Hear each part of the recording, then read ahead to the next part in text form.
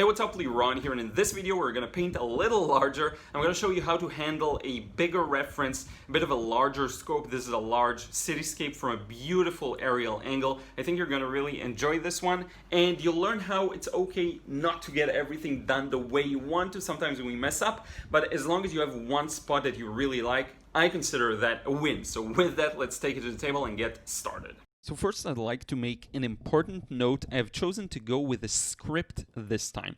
This means I actually wrote down everything you're going to hear now.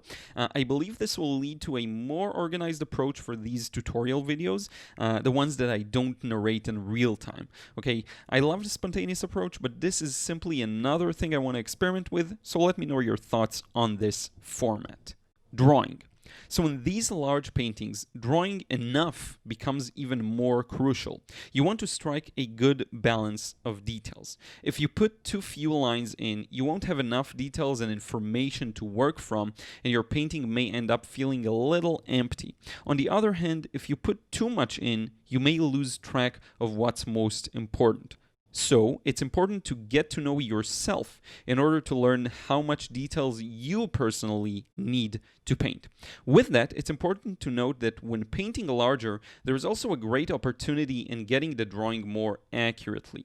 Larger paintings tend to be more forgiving in that they allow you more space to design your shapes correctly, and less fine motor skills and control is required at times. So here I build the overall skeleton of the painting with just the right amount of details for me to know what I'm doing, while avoiding confusing the viewer or creating clutter. I want you to take special note of how I indicate where the windows of the buildings are going to be.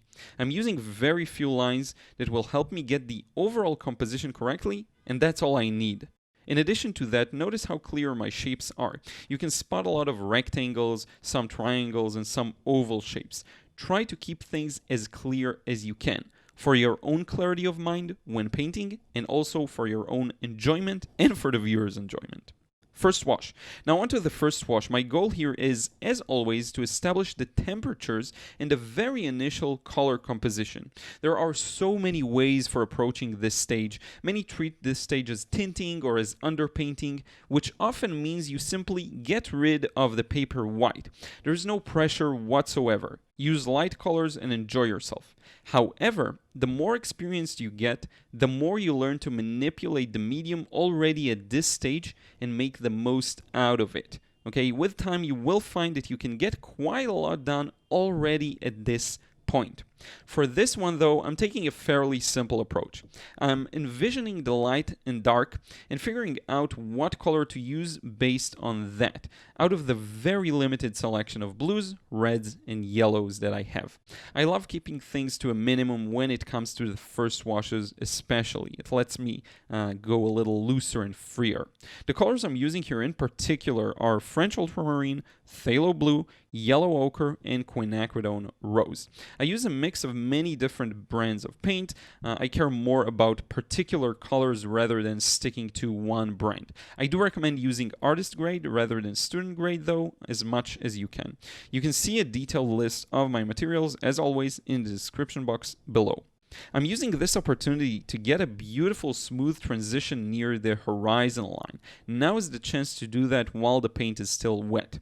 Now I want to give you another important tip when it comes to larger paintings. In these, you'll find yourself needing more paint and larger brushes, so make sure to prepare accordingly. This means mixing enough paint, very often an amount larger than you think you need. Notice how important it is for me to always make sure the paint is also still wet. I'm using a lot of my water sprayer here. You want to make sure the paint doesn't dry in the middle of the wash to keep things flowing properly. One last important element is the angle. Make sure to have a 10 to 20 degree angle to help the paint move downwards, okay, especially in these large washes. Second wash. Here I decided to work on the bottom section first because I see a connection there. One of the things I always look for is connections. I'm asking myself, can I merge these two shapes together for clarity's sake? Will merging them make things simpler for the viewer, leading to a better result? And if the answer is yes, this is what I'm going to do. I'm starting with the building on the right. You'll notice their light parts have a bluish tint, so I get started by establishing that. Later on, I will add some of the details, the windows, and the darks. Notice how the bottoms of these buildings on the right meet with the shadows cast by them on the floor, on the ground. They then make their way around this beautiful sunlit building in the center. It was important for me to show that connection, so I'm merging these two areas. And later on, I'll actually have to darken them. Had I been more experienced, I would have been able to realize this now at this stage and go as dark as necessary from the start, leading to a clearer result. You'll see this later on. In any case, I'm moving on with the wash all the way to the left section, stopping at around that large building on the left. I then move to the top of this same building and start defining it using light and shadow. I start at the top for multiple reasons. One is actually technical. It's way easier to paint top to bottom, and it makes more sense due to how the water flows. Second, the top of this building is a major focal point and one of the areas that really attracted me to paint this scene. Sometimes starting with your favorite section can motivate you to put your best effort to it. Top section. After I'm done with most of the buildings at the front and the bottom, as well as the major shadows, I start working on the background buildings. I'm working my way left to right as the shape feels horizontal, the overall shape of all of the buildings. As I mentioned before, I'm merging together as much as possible to keep the shapes simple and beautiful. However, here the value becomes important. I want to keep these buildings in the distance, so it's important to keep them as light as I can get away with while maintaining a good sense of light and shadow. While the edges are still wet, I make sure to also put in plenty of interesting details around the outlines of the buildings, and this is key. The overall shapes are simple, but I do want to make sure there's enough details in them, and this comes to play at most around the outlines of the shapes. Remember that larger paintings run the risk of looking too empty or barren.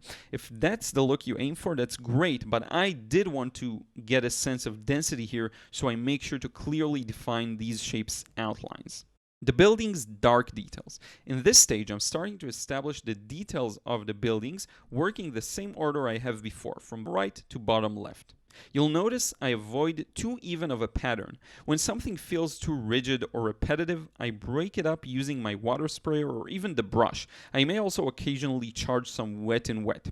This way of adding details is something you learn with time, and I actually cover it in some of my technique-oriented videos. I'll make sure to link it on the top right corner using a card, so definitely be sure to check that out. Darkening the bottom. Now, in order to enhance the sense of light and shadow, it felt necessary to darken the bottom areas around that sunlit building, as I mentioned before. I'm starting with the left section and then making my way towards the right section. This will make this building, as well as the background, to pop as they're significantly lighter in comparison. Small details and shadows. Next is a bit of a messy stage. I'm going to go over the different sections of the painting and adding darker shapes and details as I see fit. I'm observing the reference and adding these just based on my impression of it and where I feel like they're necessary. I'm starting with the top of that building on the left. Again, this is a major focal point for me. I then move onto the street, some cars, and if you look closely, I even add some impression of trees. The goal here is to give the viewer something to pause their eyes on. This creates an impression of a dense cityscape. And because we simplified quite a lot before and connected many shapes, we can now go a little crazy here. The simplified shapes, the more blended areas that are a little out of focus, all of these will balance out the details so you can add them quite freely in. Next, I felt like developing that building in the foreground. Because it's so close to us, I felt the need to flesh it out and add some details to the rooftops and define the different shapes. It's one of those messy rooftops that have some shed-like structures on top of them, and I wanted to capture that messy, construction-like feeling. Highlights. Next up, I want to add some highlights I might have accidentally painted over and lost in the previous stages. I wasn't initially planning to do that here in this painting, but what inspired me to do this is the building on the left. Notice how its floors are defined by these lovely sharp highlights? I wanted to make sure I show that properly. There are also quite a few interesting light spots on top of the building and also all around the scene that I decided to add while I was at it. It's important to be able to change your plan and do things spontaneously when they're necessary. And with that, I'm signing the painting and we can now remove the tape. This one was quite a challenge, to be honest. I feel like there could be a clearer, more substantial focal point. With that, I love the overall composition and how I was able to get the center to glow properly. Let me give you a more up-close look at the final result, showing all the finer details. There's quite a lot that went into this one. Let me know your thoughts on this more structured approach, and I'll consider doing more of it in the future. And now, let's wrap it up face to face. So this is for this one, friends. I really hope you enjoyed it. And once again, here's a bit of an up-close look of my favorite spot here for sure, this area. I do think there's an excellent sense of light and shadow here, and I did have the debate of whether I want to darken this background. I decided not to, even though I know it will strengthen this. Again, this is the trade-off and the considerations you have to make, because I didn't want this to feel like it's too close to us. I wanted to keep it at a distance, keep it light, keep it fresh like that. So I hope that makes sense. I hope you enjoyed this one. If you want to learn how to paint like me, as always, be sure to check out the frustration-free watercolor course, link in the description box below. Let go, enjoy the process, paint with passion, and get the results you want. So with that, I want to thank you once again so much for tuning in, and I will see you in the next vid.